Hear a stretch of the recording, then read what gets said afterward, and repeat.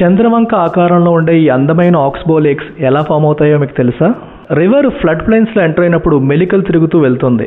అప్పుడు bends create అవుతాయి. ఆ బెండ్స్నే మనం మియాండర్స్ అంటాం. అయితే రోజులు గడిచే కొద్దీ మియాండర్స్ యొక్క అవుటర్ బ్యాంక్ ఎరోజన్కి అంటే కోతకి గురవుతూ ఉంటుంది. ఎందుకంటే రివర్ అవుటర్ బ్యాంక్ సైడ్ చాలా ఫాస్ట్గా ఫ్లో అవుతుంది.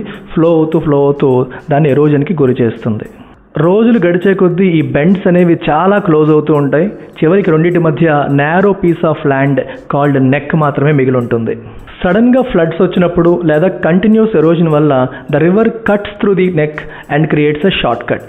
ఎప్పుడైతే రివర్ షార్ట్ కట్ క్రియేట్ చేసుకుందో మన ఓల్డ్ మియాండర్ అనేది సెపరేట్ అయిపోతుంది. మన ఆక్స్బో లేక్ ఆ రకంగా ఫామ్ అవుతుంది.